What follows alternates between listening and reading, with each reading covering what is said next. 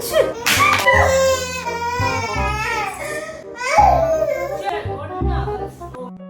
the Oppo F31 is super strong. Water splash or little fall, it handles everything like a pro. As a content creator, na everyday vlog shoot பண்ணனும், edit பண்ணனும், calls manage பண்ணனும், switching between apps னு full multitasking. And this phone is super smart. Battery life சொல்லவே வேணாம். 7000 mAh.